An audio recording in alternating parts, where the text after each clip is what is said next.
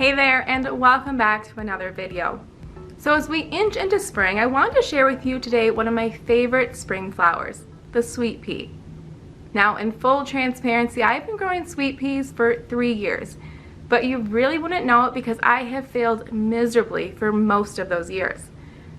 Last year, I was really determined to grow sweet peas successfully, and I took a bit of time to learn what I was doing wrong.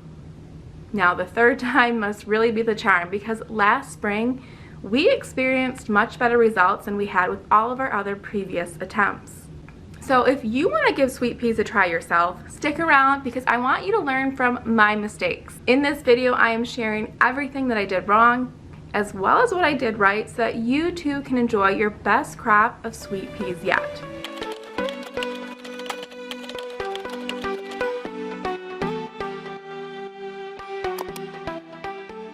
If you've never grown sweet peas before, then you may not even realize what you're missing out on. For me, I was first drawn to sweet peas because I loved how beautifully they trellised.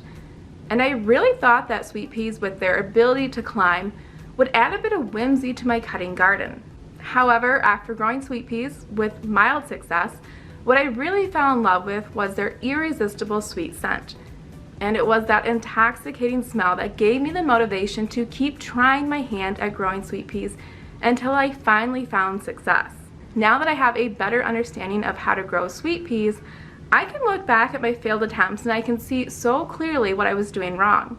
Believe it or not, sweet peas are not difficult to grow from seed. They just tend to follow a different schedule than the more traditional cut flowers that most of us are accustomed to growing. Allow me to explain. You see, the biggest mistake that I made when growing sweet peas was growing them too warm.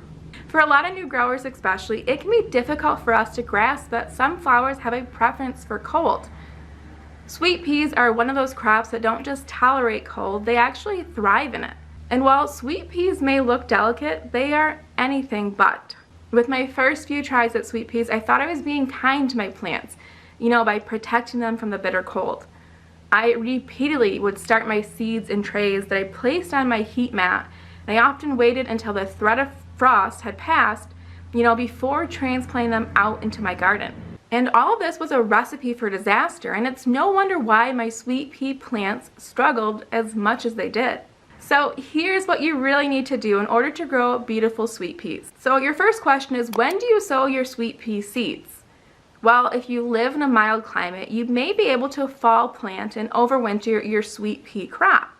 In Zone 5B, where I grow, it's simply too cold for sweet peas to survive our entire winter season, so I start my sweet peas in the very early spring. Keep in mind that sweet peas grow best with sort of the following conditions. I'm actually going to throw them up here on the screen, but if you'd like to reference any of these temperatures, I do have them saved in a blog post on my website that I'll link below in the description box for you. As you can see within these parameters, sweet peas can handle dips into the 20s just fine. So what this means is that for most cold climate growers, you're going to want to sow your seeds in containers in late January through early March, and then transplant those seedlings out in your garden as soon as the soil can be worked. I often like to take my cues from Mother Nature, and as soon as I see the daffodils start to peek above the soil, that's when I know it's time to plant my sweet peas outside. Now, just to give you an idea of the timeline that I use, last year I sowed my sweet pea seeds on February 13th, and I planted them outside on April 10th. Another mistake that I made early on with sweet peas was not giving them enough room to grow. Sweet peas produce long taproots, and those roots want to stretch deep. Too small of a seed starting tray can restrict the growth of your plant's roots, and so I've learned to use a larger tray to sow my sweet pea seeds into. At minimum, I will use a standard 50-cell seed starting tray. I've recently transitioned to using the deep root trays, which I showed you in this previous video right here. I feel like the deep root trays really give my seedlings enough room to grow, and I feel like my plants really benefit from the extra room. Now, other than paying attention to which seed starting tray that I'm going to use, I really don't like to overcomplicate the rest. I simply use a well-draining seed starting mix, any potting medium will do, to fill my tray. And I sow one seed about a ½ inch to 1 inch deep per cell. I do not soak my seeds prior to planting like some sources suggest, and honestly I've never had a problem with germination.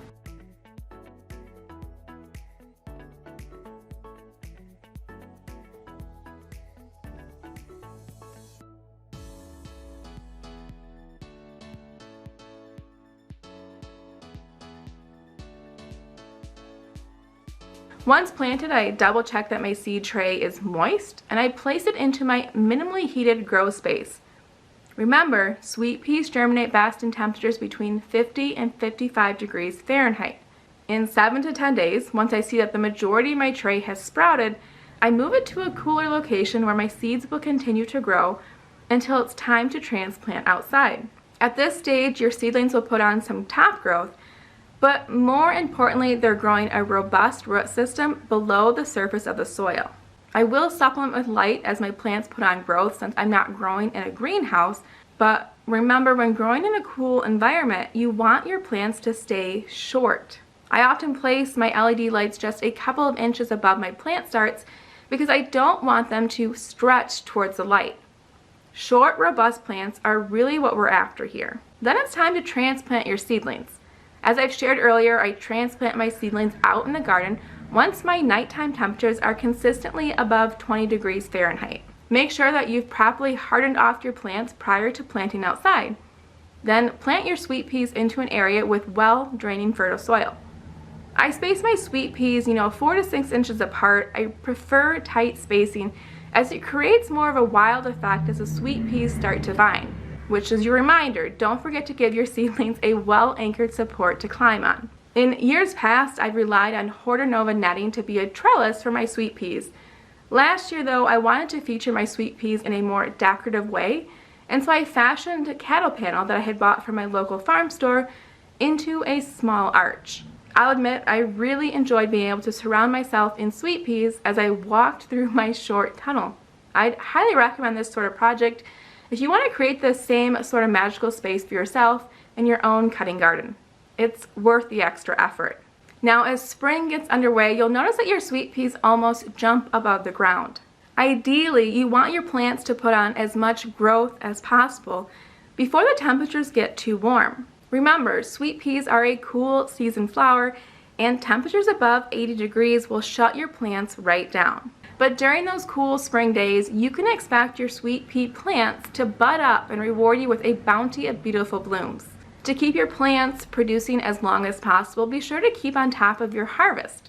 Don't be afraid to deadhead spent blooms, as it will keep your plants from going to seed. And now, all that's left for you to do is to enjoy your hard work. Savor that delicately sweet scent that comes from sweet peas growing in your garden. I can guarantee that once you experience these blooms for yourself, you'll never want to go a spring without them. Now I want to know, have you ever grown sweet peas yourself? I'd love for you to share some of your best growing tips in the comments below. Okay, that is all for me today. Let me know if you enjoyed this grow along style of video by giving this video a thumbs up. And don't forget to hit that subscribe button if you haven't already. Thank you so much for hanging out with me today. I really do appreciate it. And as always, I look forward to seeing you in the next video. Bye guys.